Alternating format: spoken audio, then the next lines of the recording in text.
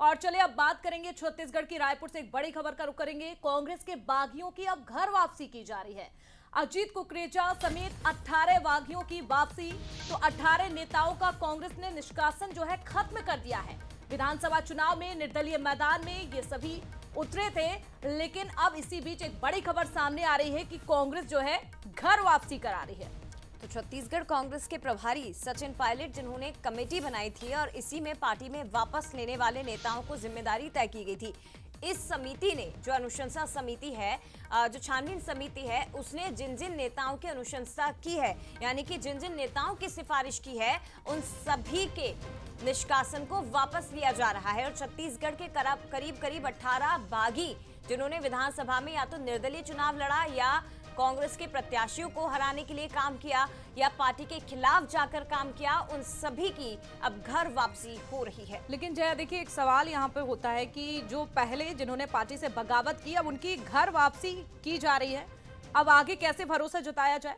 और हमारे साथ इस बीच सहयोगी भी हमारे जुड़ रहे हैं, उनसे भी जानकारी लेंगे। अनंत, बताइएगा जरा, क्या कुछ जानकारी है? इनकी घर वापसी हो रही है। 18 नेताओं की कांग्रेस ने जिस तरह से पहले पार्टी से निकाल दिया था, उनका निष्कासन कर दिया था, लेकिन अब उन्हें दोबारा लाया जा रहा है।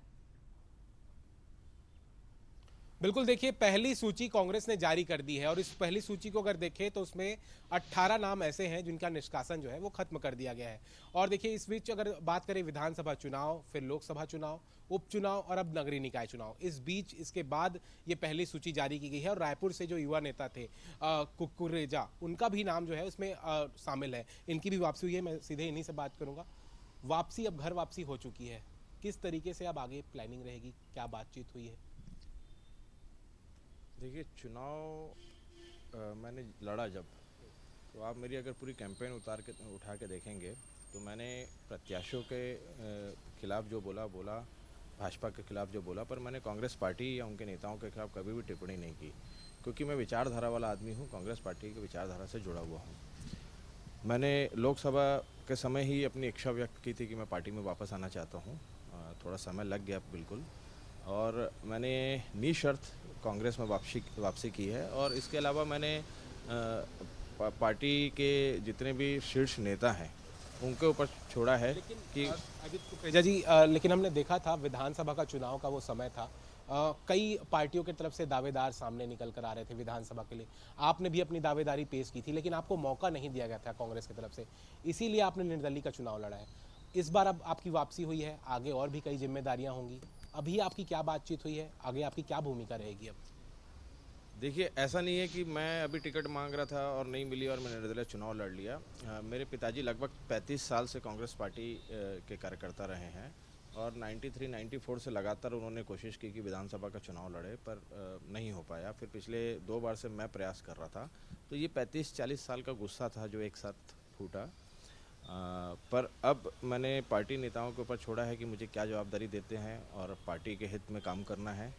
और आदरणीय सचिन पायलट जी ने अनुमोदन किया मेरी वापसी का, तो मैंने उन सबके ऊपर छोड़ा है कि जैसी पार्टी के लिए जवाबदारी देंगे, जैसा काम बताएंगे, बस मैं पार्टी के लिए आगे काम करूँगा।